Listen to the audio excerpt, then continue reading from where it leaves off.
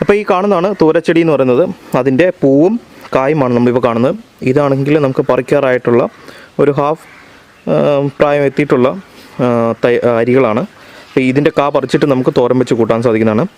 അപ്പോൾ ഇതാണ് അതിൻ്റെ ഫ്ലവറും കാര്യങ്ങളും എല്ലാം. ഒരു യെല്ലോ ഷെയ്ഡിലുള്ള കളറും കാര്യങ്ങളൊക്കെയാണ് അതിന് വരുന്നത്. കണ്ടില്ലേ, ഇതേ രീതിയിലാണ് നിൽക്കുന്നത്. അപ്പോൾ ഇതാണ് അതിൻ്റെ ഉണങ്ങിയ കായ എന്ന് പറയുന്നത്.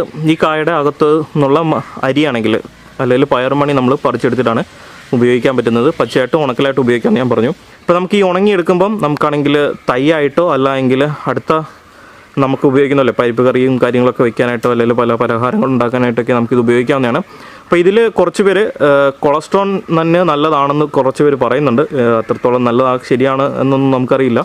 എന്നിരുന്നാലും കുറേ ആരോഗ്യപരമായും കുറച്ച് നല്ലതാണ് എന്നൊക്കെ ആൾക്കാർ പറയുന്നുണ്ട്. അതുകൊണ്ട് നമ്മൾ എല്ലാ വർഷവും 2 പ്ലാന്റ് വീതം നമ്മൾ നിർത്താറുണ്ട്.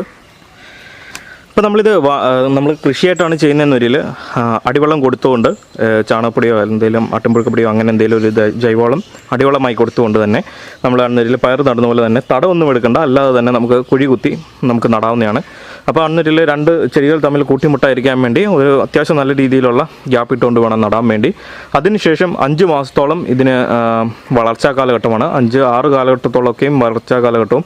അതിനുശേഷം ഇത് ഫ്ലവർ ആകാൻ തുടങ്ങുകയുമാണ് ചെയ്യുന്നത്. ഫ്ലവർ ആകാൻ തുടങ്ങാൻ വേണ്ടി നമുക്ക് അന്നരിൽ വെള്ളം കൊടുക്കാതെ, അതായത് വേനൽക്കാലമാകുമ്പോഴാണ് സാധാരണയായി ഇവ പൂക്കുന്നത്. അതുകൊണ്ട് തന്നെ നമ്മൾ കൃഷി ചെയ്യുന്ന സമയത്ത് അതിനുശേഷം നമ്മൾ നന കൊടുക്കാതെ നിർത്തിക്കഴിഞ്ഞാൽ അത് പൂക്കുന്നതായിട്ട് കാണിക്കും. അതിനുശേഷം നമുക്കിതേപോലെ ചെടിയുടെ ആയുസ് അനുസരിച്ചിട്ട് നമുക്ക് ഇതേപോലെ കായകൾ കിട്ടിക്കൊണ്ടിരിക്കും. അത് പഴുത്തതോ അതായത് ഉണങ്ങിയ എടുത്തോ അത് അല്ലെങ്കിൽ ഇപ്പോൾ കാണുന്ന രീതിയിൽ പച്ചിപ്പായതായിട്ടുള്ള രീതിയിലോ നമുക്ക് എടുത്ത് ഇതൊക്കെ കഴിക്കാവുന്നതാണ്. അതേപോലെ നമുക്കിത് ഒന്നിലധികം വർഷം ചില ചെടികളൊക്കെ നിൽക്കാറുണ്ട്. ചില ചെടികൾ വേനലിൻ്റെ കാഠിന്യം അനുസരിച്ച് ചില ചെടികൾ നശിച്ചു പോകുന്നത് സർവ്വസാധാരണമാണ്.